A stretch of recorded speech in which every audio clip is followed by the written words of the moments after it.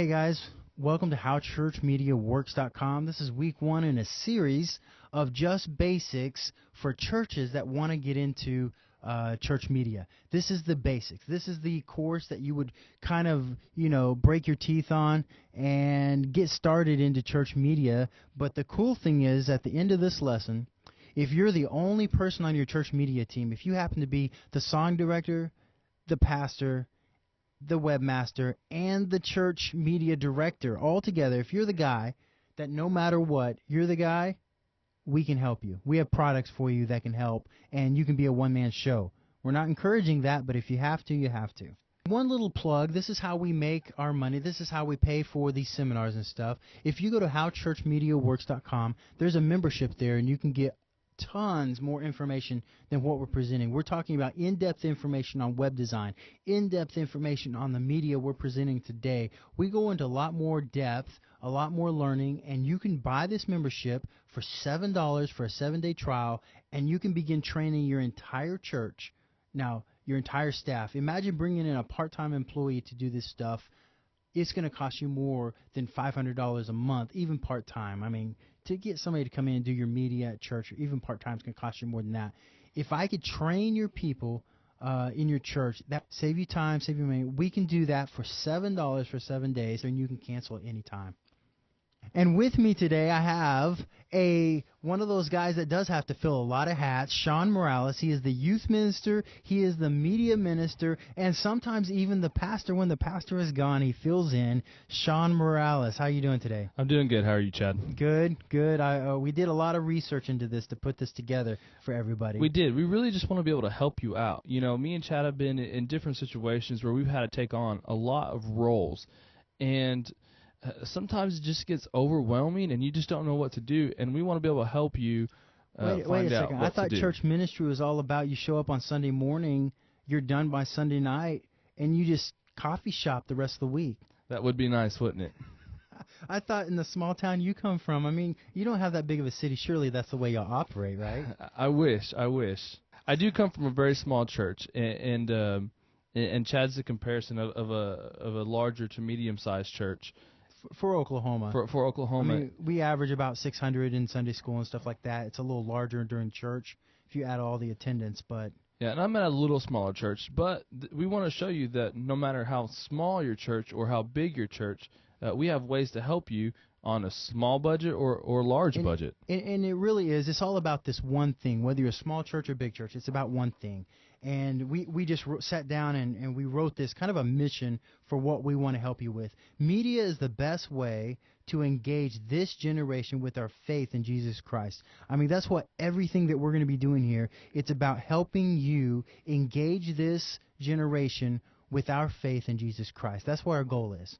So let's get started into this thing. HD, Sean, HD. This is where we're going to start in. What is this thing in HD? Because you kind of got to understand it if you're going to buy any equipment whatsoever. You got to understand it if you're going to go shopping. What do you buy? Is it 720p? Is it 1080p? Is it even HD? Should I buy a VCR? You know. No, you should not buy a VCR. But my favorite movies are on VCR. Good chance they're on DVD now. So Princess Bride? Groundhog Day. Yes, I know for sure Groundhog Day is. Well, I have to confess, I have the VCR and 2 DVDs of Princess Bride. No lie.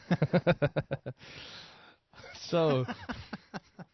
All right. Well, beside the point. Hey, so explain to us, Sean, what is this whole diagram we have in front of us? So we're looking at a diagram here, and this is kind of as you progress down, we're looking here at SD, which would be standard definition. Standard definition. Anything below, if it's a DVD player, you're still in standard definition. If it's a Blu-ray, we're talking HD. VHS, we're substandard here. That's SD. You then move into your HD. Oh, the glories of HD. Much better, beautiful quality pictures that we get to see here. And what's funny is my brother's a stickler on HD. He will not watch TV. He's like, dude, I've got to have the HD channel when I'm watching the football game. And I personally, it doesn't bother me to watch standard definition. I don't know why. I work in video. That's my job. And it doesn't bother me. I don't know why. No. Well, I'm not too particular See, I'm not either. But high def, I have a DVR, and I have the free high def channels, and it is nicer and it is better quality. And again, with what we're doing here in church work, we want to bring quality. True. And this is just an opportunity.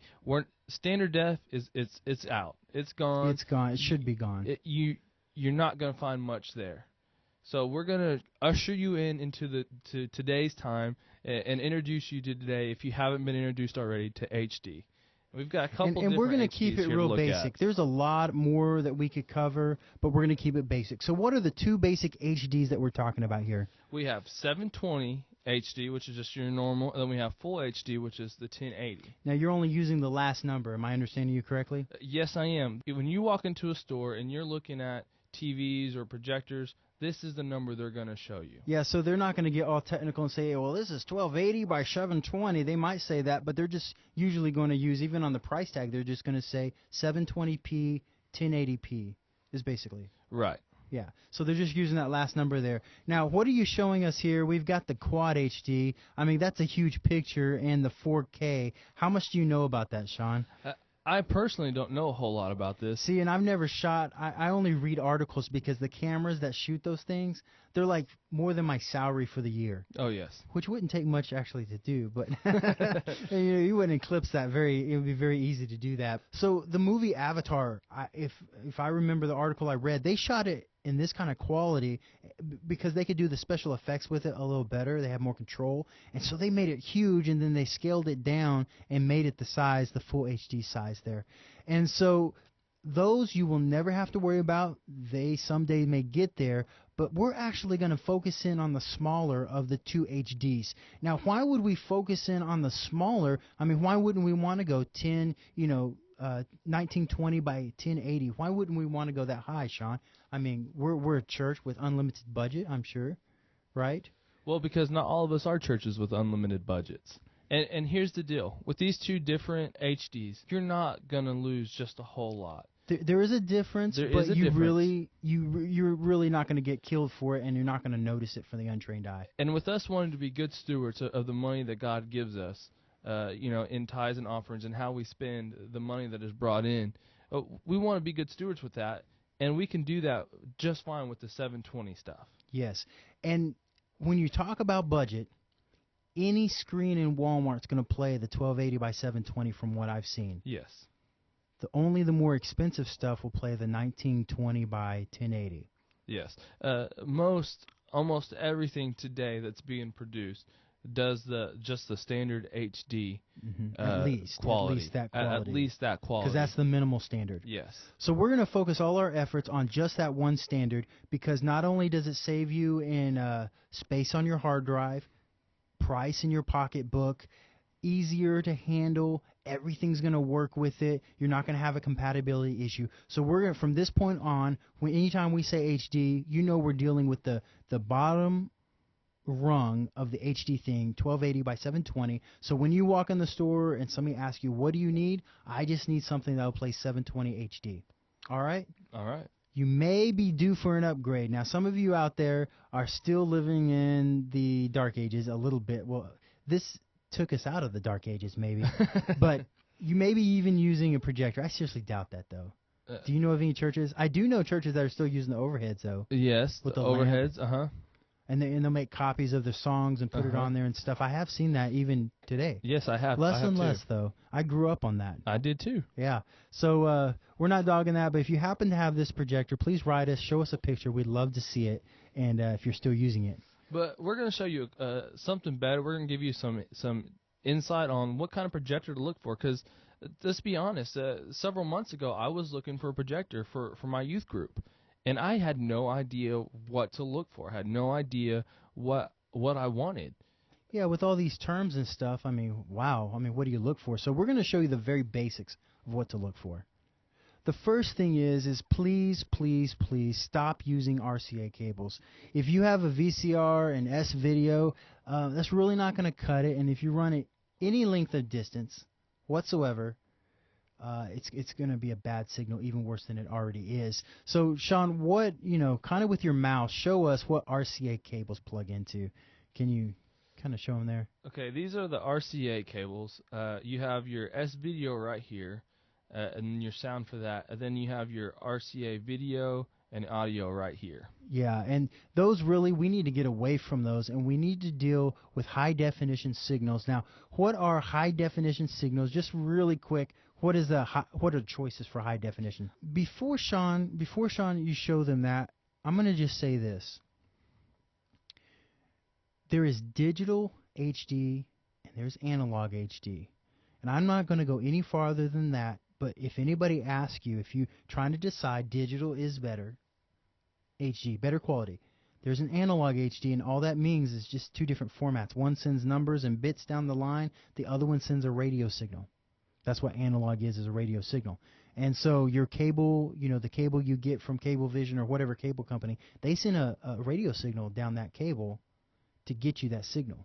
It's the same thing they're sending over the air, except they're sending it over cable. And so if anybody says, well, do you want analog or digital? Well, if you have the choice, go ahead and go digital all the way through if you can, and analog's not bad. You can still get HD out of that. So what are our choices for connecting up a projector here? All right, we have several choices here. In this projector here, we have the DVI port right here. And that's a digital. Okay. That's a digital input, right? Yes, it is.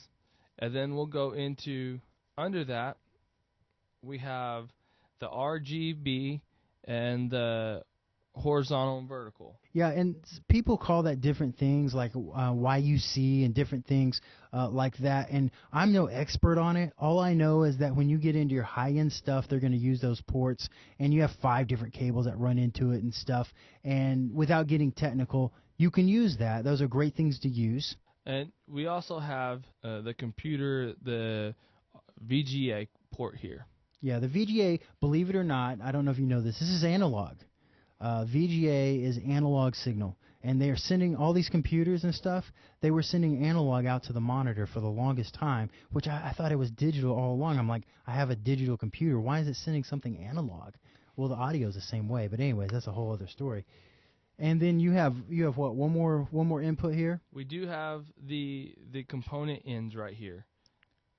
Okay, and so all those signals that we just showed you, all those ports can handle 1280 by 720. Now, hold on for a second.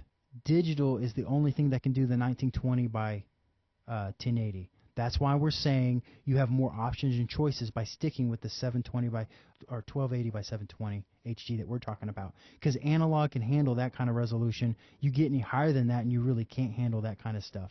So again, a good projector is always something to find. Remember, Chad always tells me you get what you pay for. Absolutely. So I mean, if you go out and you buy a $100 projector from Walmart or from the Best Buy, man. Why do I have to turn off all the lights and make sure no cell phones come on so I can see the screen? Yeah, so you can't have those problems. So remember, I'm not telling you have to go out and buy a $10,000 projector, but remember, what you do pay for is what you get. So we in our church we usually look for something in the $2,500 to $3,500 range, and we have bought projectors up to $6,000. But we're finding right now for $3,500 you can get what 5 years ago would cost us $6,000. And so, in fact, the ones we have in our church right now, they ran $3,000 a piece because we got the whole thing for less than we got one the time before. That's right. Pretty incredible. Right. And they're brighter. Yeah, and remember, again, you spent a little bit more money there, but are you going to have to replace it in a year? Like if you would have bought like one of the $100 ones or $200 yeah, ones. The cheaper ones wouldn't even work because it would have been so washed out. You couldn't be able to see it on the screen. Yeah, so. And kind of dovetailing in what you were talking about, you need to, and this is directly related to price, the higher the lumens, the higher the price, and all lumens mean is brighter. Right. And again, when you're going out buying for these, check out Amazon, check out some of these places where you can get reviews on some of these projectors. Don't just go buy the first one that you see just because it has all these ports and because it's expensive and all this stuff. Check out reviews. People will let you know if they like something, and especially if it's bad. People are very vocal in today's age, especially in the media world, where they'll go and if it's a bad device, you'll see that it's a bad device most of the time. Yeah, and that's really your equalizer, your friend, because we've had professional, very good companies come and say, hey, this is the product we think you ought to buy, and we go look at the reviews on Amazon, because they often sell that same product, and we'd find out, no, we need to go a different direction, and that's really a equalizer, a field equalizer for you to make you almost as knowledgeable as the big guys if you can just look at the reviews. Right. That's a great advice there. All right, so moving on. Man, this is so much fun.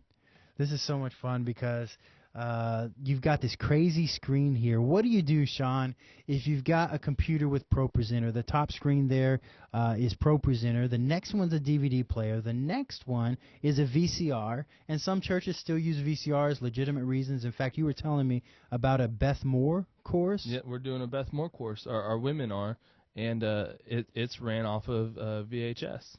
And so you had no choice. You weren't going to go out and spend the $200 for DVD or anything like that. No. The DVDs that came. So, yeah, and then the camera, you might need to put that out to your screens for a special service. I know in our auditorium it's kind of small, but for our baptisms, like each side of the auditorium can't see the baptism because it's so far back. So we have to project it for that reason. And then Apple TV. Now, most of you probably won't have an Apple TV unless you're a very tech-savvy person with Apple.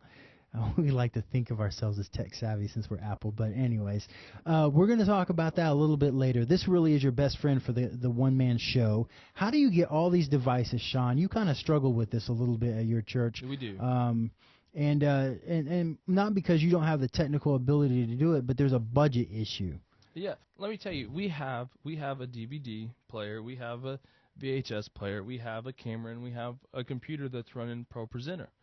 And sometimes we have to switch back and forth because we want to show something on the screen through the camera, then we want to show something on the screen that's going through the DVD player, and then something that's going on the computer, and that just gets crazy because you're having to go in there and redo your projectors every time. That's what we're having to do right now. And that takes time, and you can't do it during your service. Yeah, and it's all very that stuff. it interrupts the service, it interrupts the flow, and it's just not good. Well, here's a solution that we have worked out and we have found. If you want to get all these devices, we had a really fancy box there that had matrix switcher, but only the matrix switcher showed up for some reason. But how do you get all of these devices out to your projectors? Now, the group of projectors represent our auditorium. The little TV at the bottom represents maybe the monitor you have in your nursery, so your nursery workers can watch. How do you separate those two? Because you don't want to send out the preacher preaching to the front screens while you've got his message notes up there. So how do you separate them out? Well, it's called a matrix switcher. And these switchers are very inexpensive compared to a switcher. I mean, we're talking $1,300 will buy you an amazing switcher. And if you get a what they call a video mixer, those things start at, and that's where you seamlessly switch. You can do broadcasts on TV. Those things start at $10,000, plus all the equipment you hook up to it are about $10,000 a piece or plus. So to get into a mixer for a broadcast, you're talking $100,000. I'm about to show you something that's $1,300, and will do everything except it has one bad downside. It's not a deal breaker. I told you about this. It's one small thing that if you can put up with this, you're home free. And I think I could put up with this. Yeah, because we discussed this. We actually timed it, and it was a little bit of a problem, but we've used it for a long time now, and we never had an issue. Okay, here we go. It's a matrix switcher. Now, anything into it, you can put anything into it. We can put a camera, computer, HDMI, which Xbox, by the way. We were talking about maybe putting an Xbox, two Xboxes on there and gaming against each other on two different screens in the auditorium. I mean, again, this isn't just something that you could use for your sanctuary, but yeah, I have a youth room. Yes. And something like this would be really neat in my youth room to have two different Xboxes going on, or two different kind of gaming systems. We talked about you could do Apple TVs in that way, and with mirroring and everyone having Apple devices. I was even thinking my bedroom, but hey, I mean, you and I could come over. You could come over and game with me, and we have two different TVs. That's right. Yeah, against each other. But again, a lot of different functionality to this device. And so here's the downside. Okay, I'm not going to go into all the technical. Basically, well, before I tell you the downside, look at that top row, Sean. We're going to, yeah, right there across. That controls, in my auditorium, it controls our projectors that the audience sees. I have 3 projectors, 2 in the front, 1 in the back for the choir and stuff. And that controls what they see. The bottom row, and you just hit those buttons and you can choose which one you want to send out. The bottom row controls our monitor back in the back so our nursery can see it. And so if I want to send the pastor who's on camera out to the monitor, and in the auditorium I want to send them the PowerPoint, I can do that just by pushing the button saying I want that to go out. And the back there, you can see all the things that you can hook up. But here's the warning. It's a 2.5-second delay from one switch to the other. So if I, in my front, in my auditorium, if I want to go from camera, Sean, if I want to go from camera to computer, we just showed a baptism, it's going to take 2.5 seconds for it to switch, and it usually goes to black. Closes totally black, comes back up. Sometimes it gives a slight blue flash, and that bothers me a little bit when it does that. And what it's doing is just resizing slightly, okay? And so that's the only bad thing. Now, 2.5 seconds. We were talking about this. How long does it take you to switch from one device to another in your current setup? Oh, probably at least 30 seconds to a minute to get everything. We run 3 different projectors. I have to grab 3 different remotes, search for signal on 3 different remotes, and then have them acquire the signal to switch. So I'm looking at 30 seconds to a minute, depending on how quick the projectors and the remotes want to work for me. So we're going to save you 28.5 seconds. And that's nice. If my math serves me right. But that's kind of what we recommend just because of the price. And this is not the best on the market. Really, if you want to go ultra-professional broadcast, then you're going to need to go with a mixer. Let's look at that real quick. Let's look at a mixer. This is the typical mixer. It's going to look some way, some sort, kind of like this. There's a lot of different variations. But why don't we recommend a switcher? Well, for smaller churches, I mean, you're starting at $10,000. There's no way my church could ever afford that. Yeah, and that's even at a larger church like mine, that would be my entire year's budget for the entire ministry up here. It would I wouldn't have anything left. And so, yeah, this is why we have to, in our situation, we have to stay away from that. Right. And with stuff like this, most of the time it is going to require so much more software, so many more components to make it work, even exactly how you want it to work. And so you're starting at $10,000, and by the time you're done with your bill, you're looking at $60,000, $100,000 before you're done. Yeah, the expense around it, camera, for example, instead of going down and getting $1,000, $2,000 camera, you're going to have to buy a $10,000 to $15,000 camera to hook up to this the way it's supposed to work.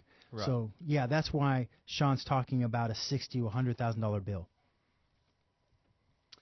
All right, what kind of camera do we recommend? Because everybody wants to be able to project their good-looking pastor on the screen when he's doing baptism or when he's preaching, or we want to record the DVD so that our elderly can order a DVD in and watch on their screen. What kind of camera? And I can't go out and tell you. I would recommend maybe a Canon camera, but some of those run $5,000, $6,000, $7,000. Yeah. So they're not cheap. So what are you going to look for in your budget? Here is 2 criteria if you're going to hook it into this system we're talking about that you need. At least these 2 things. I've kind of got the squiggly lines around them. The first one is you need a component, and that's what we would recommend running. Component will run pretty far, so you can run a 25-foot component cable and be okay. So if you need to run the cable, cable back a little bit, and then, or you can run HDMI into that system I showed you. Now, the bad thing about running HDMI, Sean, do you know how far you can run HDMI? I've got a 6-foot cable. See, and they're expensive. Yes. They're very expensive. And the longest cable I think I've seen at the store, I think is 12 foot. I think I was going to say maybe 10, but 12, 10, 12, yeah. 10, 12 is probably about right. Yeah, depending on, but Walmart, so it's very hard. You can get 25-foot HDMI, but they really don't recommend it. The limit. So, yes, you can hook up a short-run HDMI, but we're recommending component. Now, this camera we're showing you, bottom of the line, $200 at Walmart, it's going to be kind of fuzzy. It's going to be kind of fuzzy. So the more you pay, the better it's probably going to look. but just make sure you at least have component out so that you can hook it up to your system. A lot of cameras nowadays don't have anything out. You have to take out the SD card and plug it in, so that's not going to work for us. Again, with doing this in a church, sometimes we have to spend a little bit of money to get things done. But we are trying to show you some cheaper ways to doing stuff. I mean, we've had Chad save the church here lots of money by using this matrix switcher instead of using some other equipment. And we've learned and we've studied this stuff, and we want to help you out with getting in here and getting started as cheap as possible. But no, to have a little bit better quality, you're going to have to spend a little bit of money depending on different devices. Well said. All right. Software. This has been a troublesome thing for me because, I was a big PC guy up until about a year and a half ago, so I used only PC products. But there was a certain guy, I won't mention his name. That's me. Yeah. Sean, he kept saying, my Mac just works. My Mac just works. And I would be struggling with something, and he just said, let's hook it up to my Mac and see if it works. And after a while, I got really defensive, and I started talking to my PC. I don't know why he hates you so much. And it got so out of hand, I had to break up with my PC. But I finally got a Mac. I finally did it. It was an older Mac. It was a 2006 laptop. And I tell you what, that thing ran better than my new PCs. I was shocked. Yes, they're amazing machines. And they're not perfect, but they're by far better than PC. Yes. I still scream at my Mac sometimes when it crashes. It does crash sometimes, but in the last year, maybe 2 or 3 times, it doesn't happen that often. No, and again, here's where we invest our money, where we be good stewards with our money. I'm not going to tell you that Mac is the end-all, be-all, because it does have its flaws. But we have a Mac that runs our media stuff, and it'll run our media stuff for the next at least several years. Yeah. And a PC, we're going to have to keep updating it and keep changing it, and it's going to be a lot of work. But these Macs, they're just so easy to keep updated, and they just work. And Sean, we replaced our Mac Tower that normally would have run about $1,500 with a $500 Mac Mini. And so we're running our entire show off a $500 Mac Mini. So really, you can't go out and buy a PC to top that price. Right. It's $599, yeah. Right. So Mac Minis will work perfect for this. So the software we recommend is ProPresenter. It's PC and Mac. So we use a PC over in our youth building with ProPresenter on it, and then we have the Mac version in our auditorium. The other, if you're using PC only, if it's the only option, Easy Worship. It's easy and powerful. It really is a great program. The only thing I had a problem with is when I would run videos sometimes, it would crash. And I couldn't get away from that. I didn't know if my offertory video was going to play from week to week. And I tried different video formats. I tried WMV. I tried AVIs. I tried MPEGs. And they just seem to have a problem with stability. I mean, I don't think you've ever used Easy Worship or anything, have you? I actually did use Easy Worship at my last church. Okay. It's a very user-friendly. Oh, great program. I'm very big into user-friendly. That's why I'm very big into Macs. Very user-friendly. Easy Worship is a very user-friendly program. Easy to learn. It's easy to use. It does have its bugs.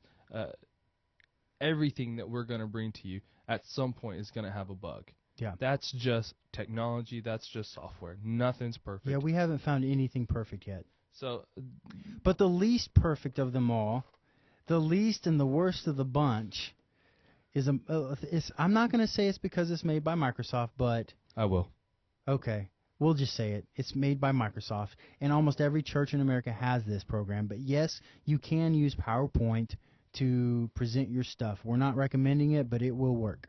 Now the thing is, here's why we're not going to recommend it, because it takes so much work to put a PowerPoint together. Like if I type in, Jesus loves me, well, Easy Worship or ProPresenter are going to bring it up. I drag and drop, bam, it's in there. With PowerPoint, that's a lot tougher. Yes, I mean it's so much easier to build a set list, a playlist in ProPresenter or Easy Worship that you can't do in PowerPoint. You have to make all your slides, and you have to import all your slides into one long presentation for a Sunday morning, and it's just a lot, and it's messy, and it doesn't do the moving backgrounds. It doesn't do. You sound down more on PowerPoint than I thought you were. Well, I'm not. Have you ever been handed, I got handed right before a big concert that came in. They handed me 800 slides on a little thumb drive. And they're saying, oh, by the way, we're going to be on slide 5. And if you wouldn't mind slipping down to slide 350 and then find it in there. And then would you mind going back up to 250 and then down to 500? Literally, they handed me this thing that said that. Would you mind scrolling through all these slides and doing that? It was unbelievable. And again, even if you had something like that, it's very easy to manipulate that in something like ProPresenter or Easy Worship. Easy Worship and ProPresenter, I do believe Easy Worship, they both can upload PowerPoint. So if your pastor's doing a sermon, his sermon notes, which isn't that big of a deal, if he's doing his sermon notes on a PowerPoint, that's very easy to upload and use in Easy Worship or ProPresenter. Easy Worship I found to be easier when it came dealing with Microsoft PowerPoints. Now, ProPresenter works better with Keynote. Yeah. So if you're stuck on PowerPoint, there is a way to do it. But, if you're evaluating, pound for pound, Easy Worship is a little easier with PowerPoint. All right. The last thing we want to go over is a little thing I want to call heaven, all right? It's an Apple TV, and you're like, oh, my goodness, that thing's so small. What could it possibly do? What could it possibly do? Well, let me tell you, I could walk in with an Apple TV, and we do this on Wednesday nights, Sean. We have a children's minister that comes in with his iPad. And once he gets done with his songs, I run his songs from ProPresenter. I switch my switcher over to the Apple TV, and I sit back and watch him do amazing things on his iPad. It mirrors, the Apple TV is able to mirror the iPad or your iPhone. So he puts together a PowerPoint. Well, it's Keynote, but we'll call it PowerPoint for this conversation. He puts together his entire preaching notes, and he has videos in it. He has pictures. He has links to YouTube videos. All that's in the Keynote, and he plays it all from his iPad, and it's wireless. He's standing on stage. All he has is an iPad, and he's moving through his slides, and it's going to the Apple TV and being projected on the screens. It is awesome. So wait, Chad, you're telling me that from the stage, 75 feet away, yes, with just an iPad, he is controlling the screens. Every inch of it. And he's not plugged into anything? Not plugged into anything. He's walking around freely. Yep. Just holding an iPad. This is unbelievable. It is pretty amazing, and I was standing here, and I just felt like I should say something about Steve Jobs, but, I don't ever want to make fun of him. He's passed on and everything, but what he created was incredible, and I hope they continue this innovation. But on this next slide, let me show you kind of what we have in mind. So I could whip out, let's say I do this in children's church. We have an Apple TV in our children's church. We have a small K5 room, nothing fancy, couple chairs and a table. But we do have an Apple TV hooked up to a small TV in there. And so I pull out my iPhone, and I can show the kids YouTube videos. There's a lot of Bible videos on YouTube. I can show them pictures. I can show them short things on there. And then I don't have to, I can do all my preparation at home. I don't have to bring anything to church but my iPhone, or even an iPod Touch. Those things are running so expensive. I mean, they're $199. Yep. They do the same thing. So you can prepare your whole message right on the iPod Touch and send it right to the Apple TV, and you didn't have to send any PowerPoint to the media guy. You didn't have to prepare anything at church. And then the iPad by far is the best way to present anything on the Apple TV. That's right. And Chad just said, I think, the best. Is this gives you so much freedom. You take your iPad or your iPhone with you wherever you go, mostly. I mean, my iPad hardly ever leaves my side, and my iPhone never leaves my side. So when I'm, at home, or I'm in the doctor's office, or I'm, waiting on stuff somewhere, I can pull out my device, I can work on my PowerPoint, I can work on my Keynote, and then walk straight into my youth room using the Apple TV, not have to send it to my computer, you don't even download it, nothing. Put it on a flash drive, move it to a computer. It's there on my device, and I broadcast it straight from my device. Look at all the time I'm saving in using these things. So if you're looking for the one-man show solution, the Apple TV is $99, and you probably own an iPod Touch or your iPhone or your iPad. Now, one thing to note, The mirroring that we're talking about with Keynote will work on the 3GS and the 4 and the 4S, and videos will play. But you're not going to be able to get the mirroring. This is just a side note. If you don't understand what I'm saying, I can't explain it, over this. But mirroring only happens on the iPhone 4S and the iPad 2 and the iPad 3. You'll have to play and experiment with those older devices like the 3GS and the 4. And if you're sitting here scratching your head, I don't know what he's talking about, all these numbers with the different devices. Well, go out and look at an iPhone, look at an iPod Touch, and start experimenting. You'll get the hang of it real quick. Now, if you want to know more about how church media works, we have a website called just that, and you can go there. It is a membership-only site. Okay, we have a blog. This video is part of the free blog, but the site is geared towards membership only. So you go there and you can pay the membership free just to try it. It's $7 for the first 7 days. That's all it costs. You can get in, Sean, for $7. You can try it out for 7 days. So you have complete access for 7 days? Yeah, we don't hold anything back. Everything's available. So if you're one of those speed watchers and you can watch everything in 7 days, then bam, $7, you get the whole package. Wow, that's pretty incredible. That's a lot of information. Well, we have the complete web series where you can get a website up for free. You can get your entire website for your church up for free. You won't have to pay monthly fees or anything like that. That's just one course, and that course alone is 2.5 hours. Wow. So howchurchmediaworks.com. Check it out. Buy the membership if you're interested.